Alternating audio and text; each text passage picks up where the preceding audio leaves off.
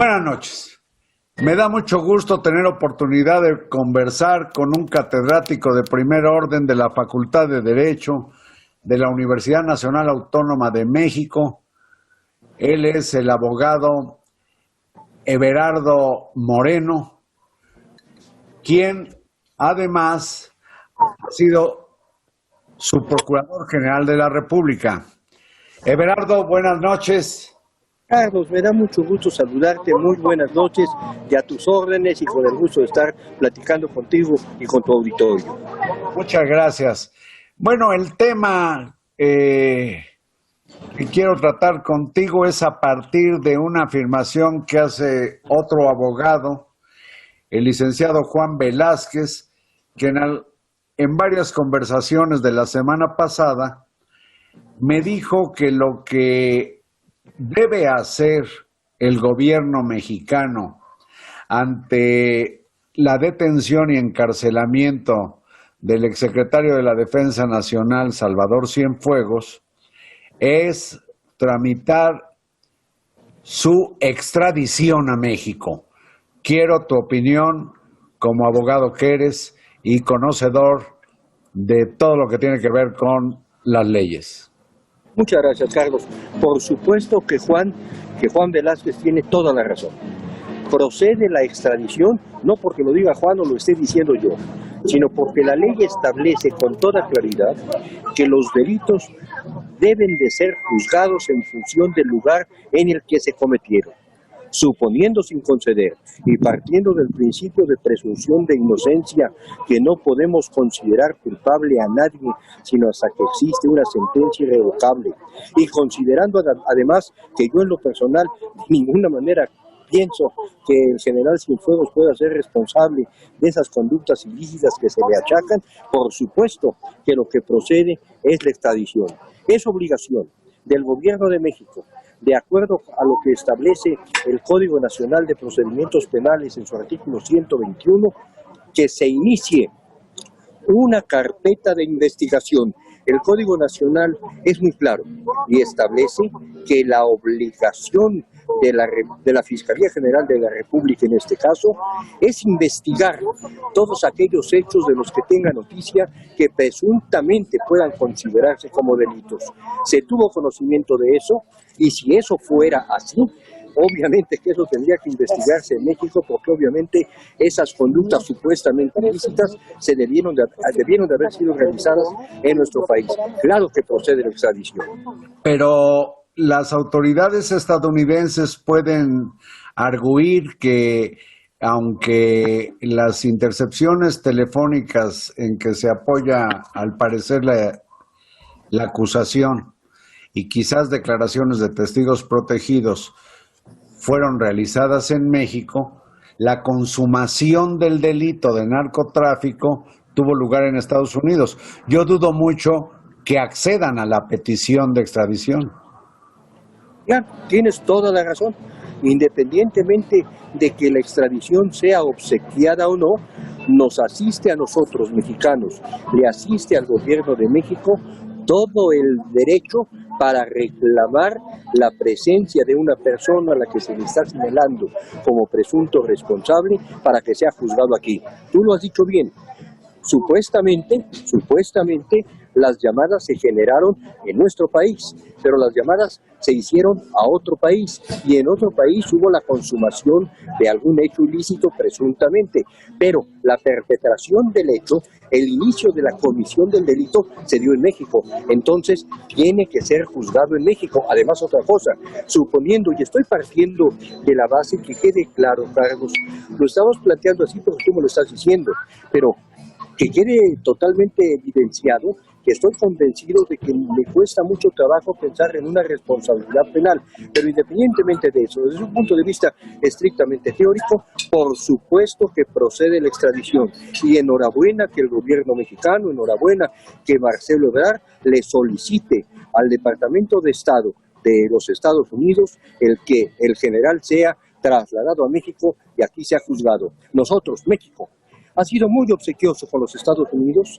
y le ha dado y le ha concedido muchas extradiciones de personas incluso que están siendo juzgadas aquí, que tienen pendientes causas aquí. Entonces, por supuesto que es una obligación de carácter diplomático, partiendo de la base, como lo sabemos bien, Carlos, el derecho internacional pues puede tener reglas y señala reglas que muchas veces no son cumplidas, pues porque no vamos a ejercer una coacción, ya no digo en contra de Estados Unidos, sino en contra de ningún país para que se cumpla. Pero yo insisto, reitero y estoy totalmente de acuerdo con la opinión de Juan en cuanto que tienen que ser investigados aquí esos hechos y para poder investigar el presunto responsable debe de estar en el país. Las procuradurías y las fiscalías son desde el punto de vista legal autónomas y no dependen de instrucciones, digamos, políticas.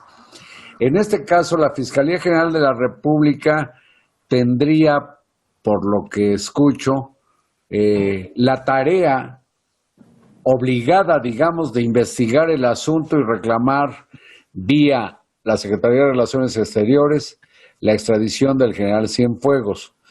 Pero, ¿y la Procuraduría de Justicia Militar? Es muy interesante lo que tú dices, muy interesante. Estamos en presencia, o estaríamos en presencia, si es que se cometió, de un delito de carácter federal, pero de un delito de carácter federal realizado por una persona que se encontraba dentro de las Fuerzas Armadas. Aquí, tu observación es muy inteligente. Aquí podría ser tanto la Fiscalía General de la República como la Procuraduría de Justicia Militar las que le solicitaran a Relaciones Exteriores que se tramitara esa extradición. Indudablemente que existe ese derecho de ambas dependencias y más partiendo de la base, como tú lo has dicho muy bien, que la Fiscalía es autónoma, pero independientemente de su autonomía, el Código Nacional de Procedimientos Penales, como la Ley de Justicia Militar, establece la obligación por parte de los ministerios públicos de investigar los delitos. Y para que estos se puedan investigar, la persona tiene que estar en el país.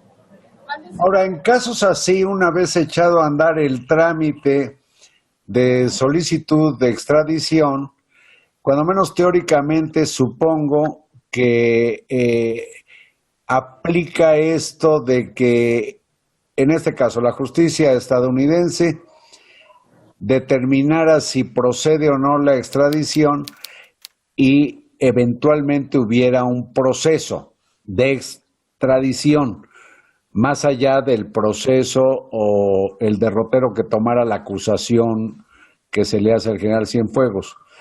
Pero esos procesos de extradición creo que se obvian o evitan cuando el inculpado, dicen ustedes los abogados, se allana y acepta ser devuelto al país. ¿Estoy bien? Señor licenciado, te dije licenciado a propósito porque estás hablando como abogado. Efectivamente, la extradición es un juicio en contra del cual se puede oponer el sujeto que va a ser extraditado, pero si hay una aceptación, se obvia, se evita todo ese juicio, no hay todo el procedimiento que debe de seguirse. Ante la solicitud de extradición, y es muy interesante la postura que tú señalas, ante la solicitud de extradición que hiciera el gobierno de México, la obligación, estoy hablando ortodoxamente de acuerdo con lo que establece no solamente la ley procesal mexicana, sino lo que establecen los tratados internacionales, lo que está considerado por los tratados internacionales y la Corte de Justicia de la Haya. En ese momento, el gobierno solicitante, somos nosotros, el gobierno solicitado son ellos, tendría que hacer del conocimiento de la persona a extraditarse esa solicitud, pero puede no hacerlo del conocimiento.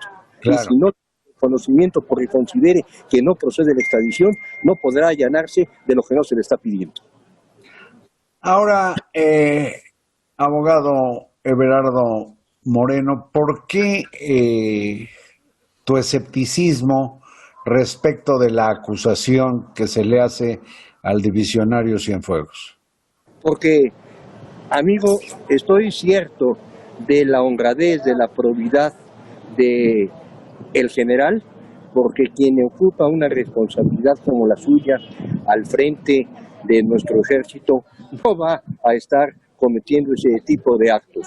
Una gente con una trayectoria de 50 años al servicio de las Fuerzas Armadas y que además, amigo, perdóname, lo están involucrando con un delincuente, de acuerdo, pero con un delincuente, si se puede establecer categorías, de una categoría muy inferior a los grandes capos que han existido o que existen dentro del territorio nacional. Por eso es que yo juzgo verdaderamente absurda esta acusación, no la entiendo, además de que considero que es una acusación que atenta contra la buena amistad, contra las buenas relaciones, contra la buena fe, contra la disposición aquiescente del gobierno de México con el gobierno de los Estados Unidos. Pero con el señor Trump todo es posible.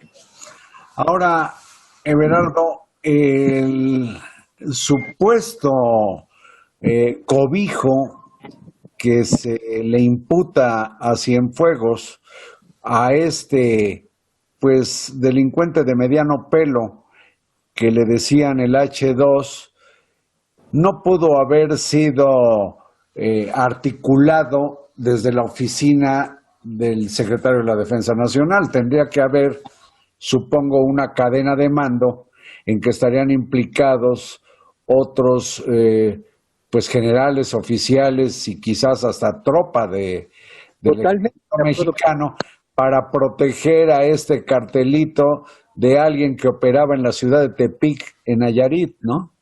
Totalmente de acuerdo contigo. Has hablado con una gran claridad. Obviamente que entonces, suponiendo sin conceder, y el sin conceder lo subrayo, que hubiera habido alguna responsabilidad, tendría que haber otras personas involucradas. Y precisamente por eso, este H2, como ha aparecido en los medios de comunicación, al parecer incluso fue privado de la vida en un enfrentamiento con las Fuerzas Armadas. Entonces, tendría que haber habido una vinculación y una, como tú lo dijiste bien, una cadena de mando con otras autoridades dentro de la propia milicia. No siento que sea en contra de un general, no siento que sea en contra de un hombre al que creo honesto y recto, sino es una conducta en contra del gobierno de México. Y concretamente contra el ejército mexicano. Yo te pido, Everardo Moreno, que te mantengas aquí para continuar la conversación, porque hay otros ángulos en lo que parece ser el problema más importante entre México y Estados Unidos, yo diría después de la invasión a Veracruz de 1914. ¿Permaneces aquí? Muchas gracias.